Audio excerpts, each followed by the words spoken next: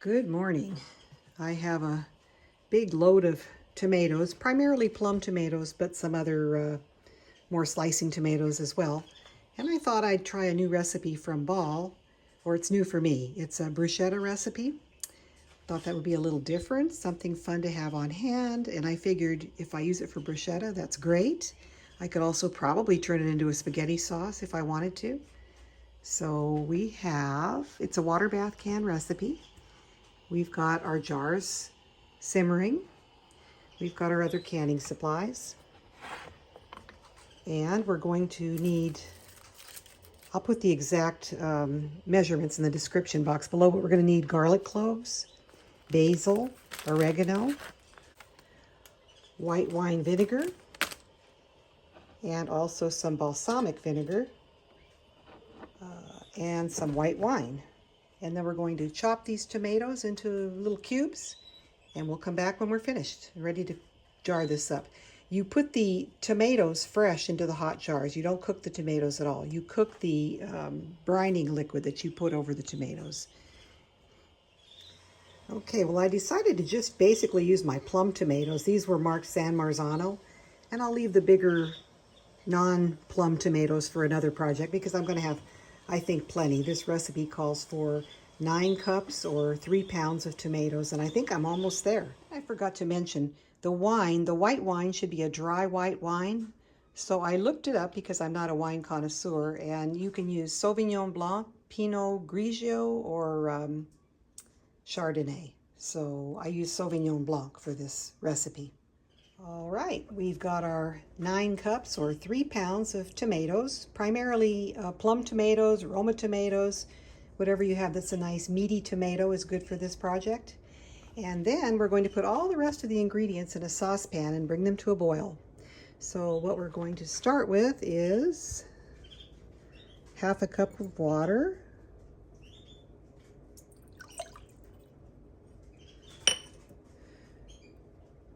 two tablespoons of sugar, a cup of white wine,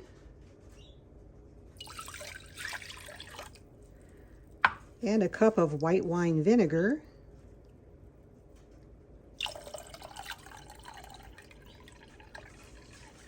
alrighty, so that's our cup of white wine vinegar. Next we've got 5 cloves of chopped garlic, minced garlic. In they go. And then our 2 tablespoons of balsamic vinegar, 2 tablespoons of oregano, dried oregano,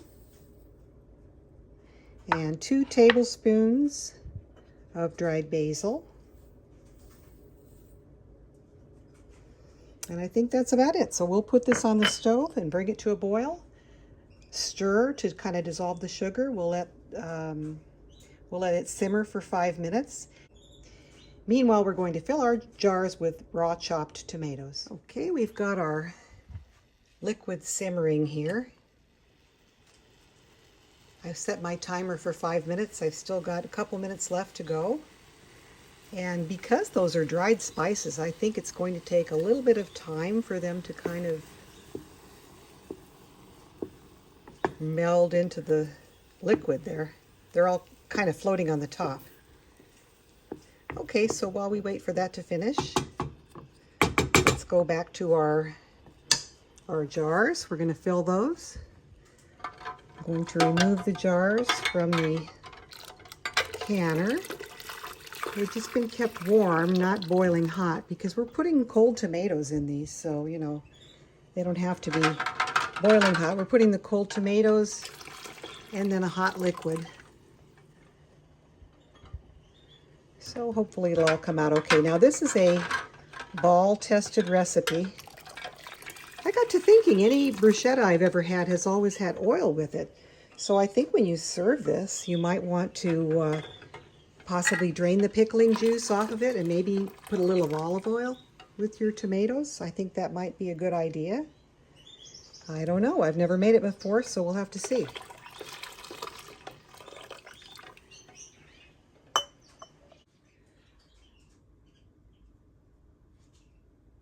I'm not old, I'm vintage. Well, I think at this point I'm probably just old. I looked at this recipe, read it several times, pulled all my ingredients, and then I put pint jars in my canner when this calls for half pints. So I had to go outside, grab half pints, set them in here to warm, take out the pints, and get those ready to take back out to my storage area. So I goofed. I guess I'm old rather than vintage. So these are fairly warm, so let's go ahead and take these out of the canner and we'll start loading our tomatoes. I should have known because, I should have thought of it because to have enough for 9 pints, I would have had to have approximately 18 cups of product, and I only have 9 cups of tomatoes, so I should have figured that out if I had thought about it.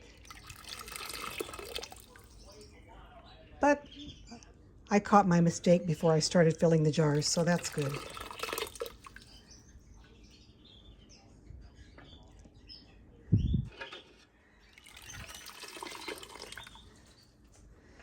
And I believe, I was thinking about bruschetta, and when I've had it in a restaurant, or, the appetizer you make with tomatoes on toast, and it seems to me it's mixed with olive oil. So I think when you go to serve this, it'd be good to drain off the pickling juice and maybe mix a little olive oil with the tomatoes. That would probably make this just divine. Okay, so we've got our 9 half pints. It's not going to make 9 pints. This makes 9 half pints. And let's get them filled with tomatoes. So our tomatoes are primarily plum tomatoes.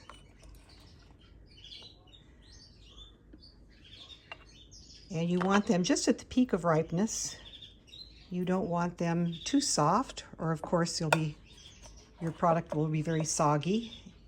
You don't want them too firm because then they won't be ripe and sweet and good. Okay, there's 2 of our jars.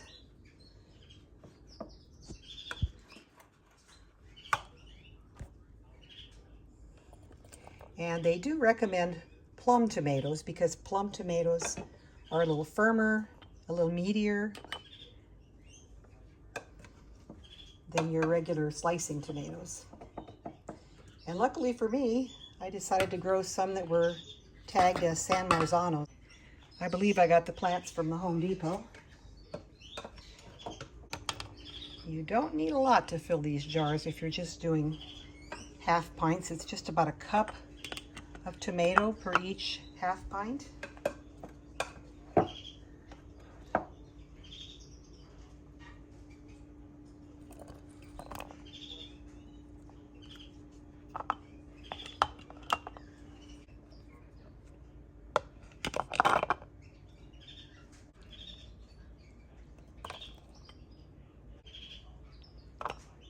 Okay, well, I pretty much distributed the brining liquid as equally as I could amongst these jars. I had just enough. So now we want to make sure we don't have air bubbles. So we will debubble. You can see a few air bubbles coming up.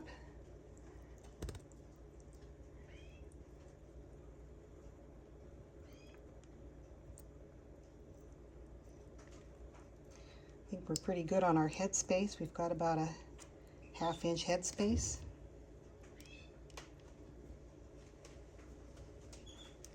This really smells delicious.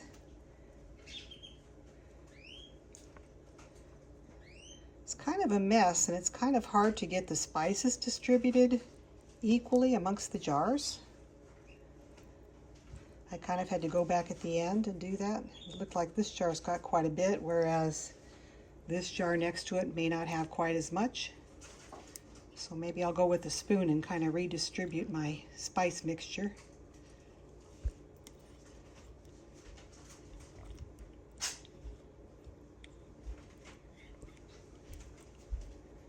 Okay, whoops, I speared a tomato. I speared it. There we go. This jar has got quite a bit of spice at the top. The jar next to it doesn't, so I'm going to have to kind of take a spoon and move from one jar to the other.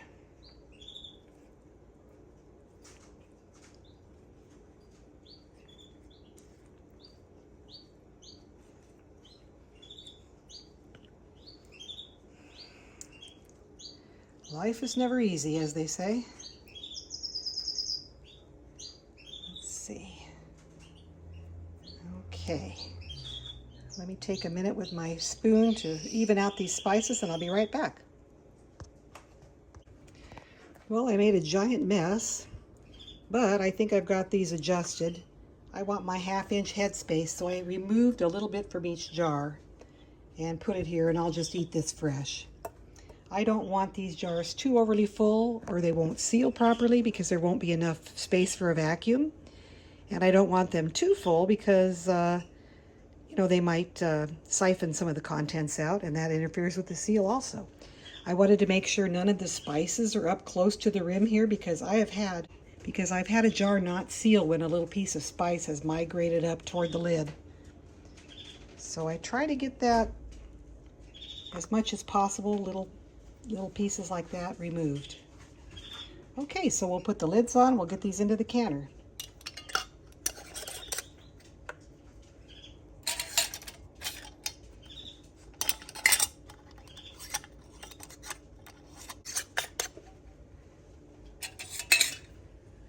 Okay, we're just putting these on finger tight, they call it.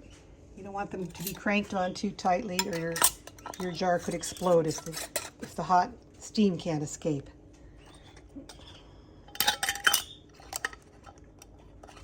That is the whole purpose of a 2-part lid, is to allow the excess steam to escape.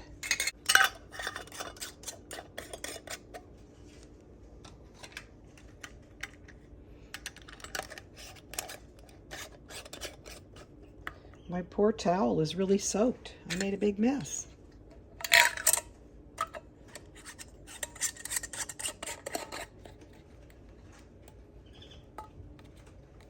Okay, these jars are not too hot at this point, but I'm still going to use my gripper there because the water is hot that I'm putting them into. And you want this water to cover your jars by the time we have this canner full. At least 1 inch or maybe 2 inches of water, because you want that rolling boil to really cover over the top surface of your jar. And when this gets to the point of a rolling boil, we'll bring you back and show you what it looks like.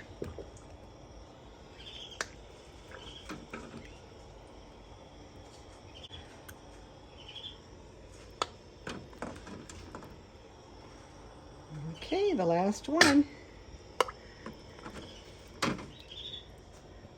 Alrighty. So we'll come back when this is at a rolling boil, and then we'll start our timing from that point. Well, I'm going to take my leftover bruschetta, put it on a piece of toast, and let's see how this is. Looks good to me. Now this has not been canned for preservation, but it should be good to eat just like this. I even added a little bit of olive oil to this freshly made bruschetta. Isn't that nice? Gorgeous. Let's give it a try.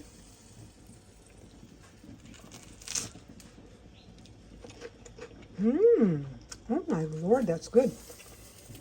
It's very sweet. I'm not used to the sugary taste in there, but the sugar and the vinegar together, it tastes delicious. Wow. That is good stuff. That is delicious. Now when you see steam coming out of the lid, you're going to know that the contents are probably bubbling pretty good. So let's take off the lid and take a look. Yes sirree, that's how you want it to be boiling.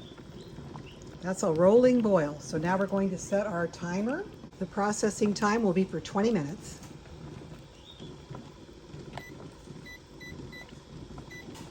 So we'll come back when that's done. And you can leave it uncovered, but I prefer to leave it covered and turn the heat down just slightly. But you want the boil to keep rolling boil like this for the whole 20 minutes. All right, our timer has sounded that our 20 minutes are up. So I'm going to turn off the heat. And I'm just going to let this kind of cool off on its own. It'll take about a half an hour to an hour. And once it's cooled off, we will remove the jars. I mean, it doesn't have to depressurize. There's no pressure, but we just want to let the steam abate a little bit before we start working with the jars. And we want to reduce any risk of siphonage. And slow heating up and slow cooling down are the keys to reducing siphonage. So we'll come back in about maybe 20-30 minutes and see if this is cooler a little bit so that we can remove the jars. All right, it's been about 30 minutes. We're going to lift the lid on our canner and remove the jars. Lid is off. Everything looks good in the canner.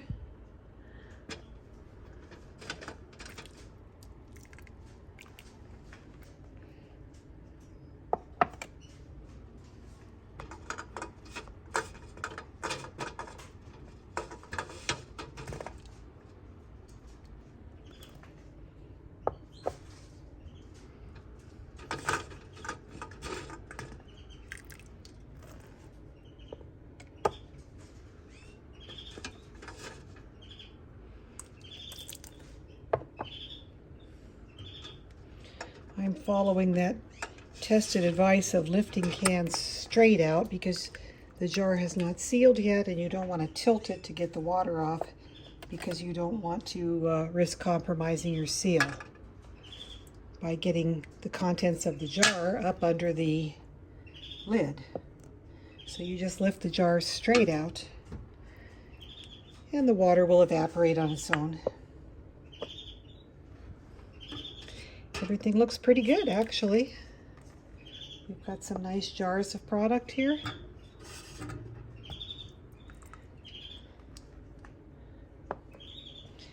And I don't know what these will taste like, but they look pretty good. The tomato is sort of shrunk down a little bit. There's a little more liquid in the jars. You can see the tomato has risen to the top. So the proof will be when we actually take them out of the jars and taste them. So we'll come back probably tomorrow. So here is the finished product the next day. I've washed my jars. I've labeled them, bruschetta, the date, water bath can for 20 minutes. There are a lot of ways you can use this other than just putting it on toast. You can also, like top a cheese ball with it. You can use this as the base of a pasta salad. Just dump the whole thing in with your pasta, maybe add a few peppers, and boom, you've got a pasta salad. So hope you enjoyed this video. Please like, subscribe to my channel, and we will talk to you all again next time. Bye.